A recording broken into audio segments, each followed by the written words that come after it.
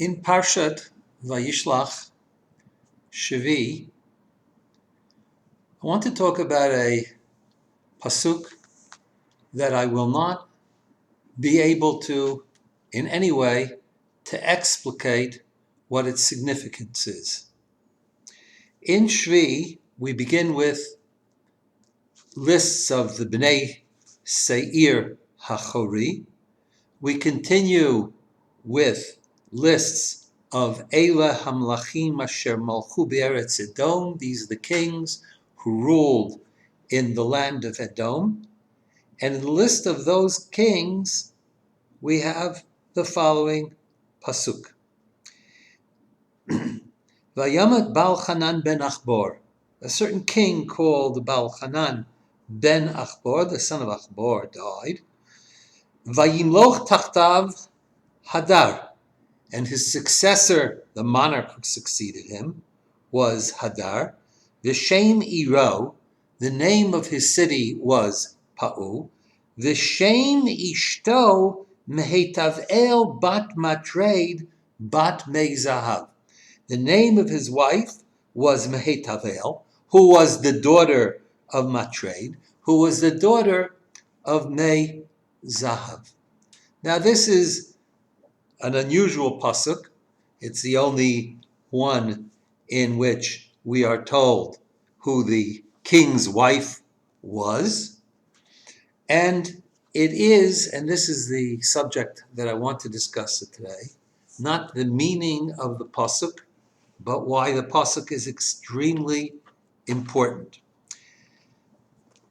The Rambam tells us in the 8th of the so-called 13 principles of faith, the Yud Gimel Ikarim, the Rambam tells us, and this is generally known, and I'm going to read it from the shortened summary version that many people recite after Shachrit every morning, Ani ma'amin bi'amunah shleima, I believe with perfect faith, Shekol HaTorah HaMetzuyat Biyadenu, that the entire Torah that is now found in our hands, in other words, the Torah that the Rambam is saying that now exists, the Rambam is writing in the 12th century.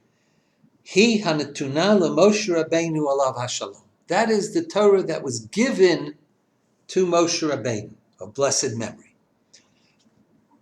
Now, of course, the Rambam did not write the Shlosha Asar Ikarim as we say it every day, those who say it every day after davening, but he did write in the introduction, in his commentary on the Mishnah, he wrote in Perek Chelek, where the Mishnah begins, in Perek Chelek in Masechet Sanhedrin, that the Mishnah begins with Kol B'nai Yisrael, Kol Yisrael Yesh Lam Chelek Olam Haba. All of Am Yisrael has a portion in the world to come, and there are certain people who don't have a portion. And the Rambam says this portion in Olam Haba is dependent upon adherence to these 13 principles. And he gives the principle that we just read as the Yesod Hashmini, the 8th principle. And I'm reading in Rav Kapach's translation and text from the Arabic. The Yesod Hashmini is the principle of Torah min hashamayim, divine origin of the Torah. Who, that means, Shena'amin shekol haTorah hazo hanitzat b'yadeinu hayom hazeh hi haTorah shenitla leMoshe. That is the Torah that was given to Moshe. V'shehi kula mipi hagvura. It is entirely mipi hagvura, from God. Klomar, shehigia elav v'kulam eit Hashem hagash korinotam al derech hashala dibur. God speaking. Ve'ein yodea eichuto tahaga'a elahu alav hashalom asher higia elav. The one who understands that is the one to Mitkain. We're talking about Moshe Rabbeinu. And Moshe Rabbeinu wrote down accurately and faithfully everything that he was told. Ve'ein hevdel, the Rambam says, there is no difference between a pasuk in Noach describing or the genealogy of the sons of Noach, uvnei Cham, Cush, uMitzrayim, ufutu Canaan. These are the sons of Cham, Cush, and Mitzrayim, and Put, and Canaan. And another pasuk, and this is our pasuk, V'shem ishto bat mehetav el bat matred. These two psukim, we don't know what their significance is. I mean, it's information. We accept the veracity of the genealogy, but why is it important? There is no difference between the importance of these two psukim. There is no difference between these or Anochi Hashem Elokecha, the first of the Aseret HaDibrot, I am the Lord your God. Or the pasuk, Ushma Yisrael, Shma Yisrael, Hashem Elokeinu, Hashem Echad. The pasuk of the proclamation of faith. Hear, O Israel, the Lord, our God, the Lord is one. Hakol mipi hagvura, everything in the Torah is divinely related to Moshe Rabbeinu. The Hakol and everything is under the category of Torah Hashem Timimah, is the perfect Torah, complete Torah, Tehorah, the Rambam adds. It is pure, Kedosha, it is holy, Emet. It is true. And this importance of accepting the significance and the divinity of everything in the Torah, and not to say, and here comes the point, not to say that Moshe added details. So we don't know why he would have added details, but we could say these are the details that are unimportant, and Moshe added them. Chas v'shalom, God forbid. Everything in the Torah is what we have in the Torah is what Moshe was told by God. Shekol HaTorah kula mipi HaKadosh Baruch Hu. Every word of the Torah is from HaKadosh Baruch Hu. And if a person says there is one pasuk chutz mi pasuk echad that Moshe wrote of his own, that is denial of the validity and the veracity of the Torah. And kol ot sheba yesh ba chachmot v'neflaot l'mi shevino Hashem. Every letter in the Torah has chachma, wisdom, and wonders to those whom God has favored with understanding. However, v'lo tusag tachlit chachmata. We can never reach the end of the wisdom that's found in the Torah. And the Rambam now quotes a pasuk in Eov, Aruka me'eretz mida. It is longer, its length is longer, its measurement is longer than the earth, Urechava miniyam, and wider than the sea. The ein l'adam el litpalel, a person can only pray in the words of Dovid, who says, Gal einai va'abita niflaot mitoratecha. Open my eyes, enlighten me, so that I can see the wonders of your Torah. Number one. Number two, the Rambam goes on and says, included in this rule, the eighth rule, the eighth ikar, is that all the Torah, that all the explanations, for example, gives the nature of what a kosher sukkah is, or the nature of an etrog, lulav, shofar, tzitzit, tefillin, all those forms, all those descriptions of exactly how they should be are part of this rule. So we have actually two elements in the rule, and that is that Moshe did not add anything to the Torah, and that things that are difficult to understand or impossible to understand in the Torah are Aruka me'eretz mida, Gal einai v'abita niflaot mitoratecha. Now, what what do I want to add about this? What I want to add is two examples that the Rambam himself gives of things that we don't necessarily understand, in order to indicate that these are, in fact, examples of what the Rambam is giving. As this, we have to understand that the pasuk that the Rambam quotes, that these wonders or these things are longer than the earth, wider than the sea, are not simply to indicate that they're very, very profound. They're more than very, very profound. Okay, because this pasuk is from the words of one of the four friends of Eov, who are trying to explain to him, or trying to, if you will, comfort him with what has happened to him, the tragedy that he's faced. Why has he faced it? What did he do wrong? And this is the opinion. I'm now reading from Book 3, Chapter 23 of the Guide for the Perplexed.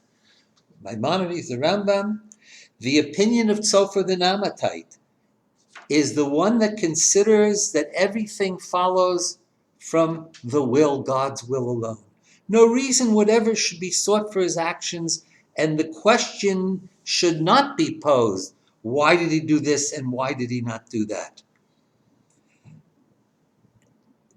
For this reason, the point of view of justice should not be sought in whatever the deity does, for his greatness and true reality entail his doing what he wills. But we are incapable of penetrating the secrets of his wisdom. I repeat, but we are incapable of penetrating the secrets of his wisdom, which necessitates his doing what he wills without there being another reason. This is what he, that is, Sophar, says to Job, that God would speak and open his lips against thee, and that he would tell thee the secrets of wisdom, that they may teach thee doubly. Canst thou by searching find out God? Canst thou find out the Almighty unto perfection? Hachek Eloka timsa im tachlit shaddai. Right? You can't find out. And then the pasuk continues, the Rambam doesn't quote it, but continues, Aruka me'eretz mida, Ruchava miniyam, wider and longer.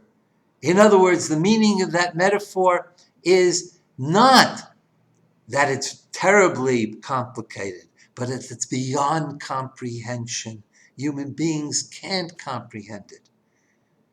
And the Rambam quotes this pasuk in connection with our pasuk, Mehetavel, Bat Matreid, Bat Mezahav.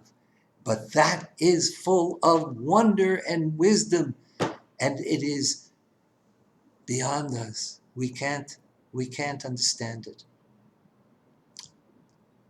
The Rambam, in fact, to further prove the point I just made, the Rambam in Sefer Hamadim, the book of knowledge, in Yesodei HaTorah, quotes this pasuk, these psukim, of not under that from Tzofar, when he talks about the descriptions of God in physical terms, which are to be understood as a mashal, because God, in Perek Aleph, Halacha Tet, 1:9 of Yesodei HaTorah, the Rambam says, Amitat hadavar, the truth of the matter, in other words, the full understanding of the matter, ein dato shel adam yechola lasigo l'chakro. The intelligence of man can't attain it and investigate, or l'chakro, hacheker eloka tinsa, the same word that Sophar uses. It can't be found. And it's not simply the same word, but the Rambam goes on, V'zeu she'amar HaKatuv, this is exactly what the pasuk says, Hacheker Eloka timsa, Imad tachlit shaddai timsa. The pasuk from Eov in 11th chapter, in the words of Tzofar the Naamati. This pasuk also appears in the Rambam's, in a rather famous Rambam, in Hilchot Tshuva, in the 5th parak, when he raises the question of God's foreknowledge and human free will. And the Rambam says about this answer, okay, he says the following thing: Da shetshuvat sheila zu. The answer to this question, and he quotes the pasuk, Aruka me eretz midah u'rechava meniha. The same pasuk. Well, does that mean that the answer is beyond comprehension? And that is precisely what the Rambam says, because in his answer, in which he says God does not know in the way human beings know, and I'm not going into the answer now, that would be a long, long, long discussion. The Rambam concludes, since God's knowledge is so radically different from man's knowledge, Ein banu koach leda, we don't have the capacity to know. God is kilo yirani ha'adam v'chai, which means that man cannot understand God. Man can't know God as he is. And of course, this is the point that the Rambam is saying. There are psukim in the Torah that are so wondrous that they are beyond us. Whether that means that they're beyond us and at some point in the beyond, whether the beyond is Yemot HaMashiach or the beyond is Olam Haba, be it as whatever it is, it will be revealed to us. I certainly don't know. But it's not to be taken lightly, as much as we don't take Anochi Hashem Elokech. The Rambam cites 2 psukim that everybody would say, oh, those psukim are, quote, very important. There's no pasuk that's not important. They're all important, and there are some that we can't understand as it is now. I just want to point out one last thing, and that is that in the 8th of the Animamin versions, there is one thing left out. There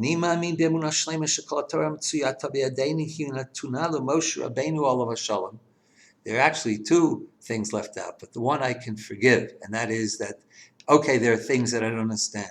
Okay, that's not need. This is a shortened version. But the other important part of this is to know, the Rambam says, that the Torah Shabal Peh is also Min HaShamayim. The Torah Shabal, what we call Torah Shabal Peh, is the Perush of the Torah. In other words, what an etrog is, what a lulav is also Min HaShamayim.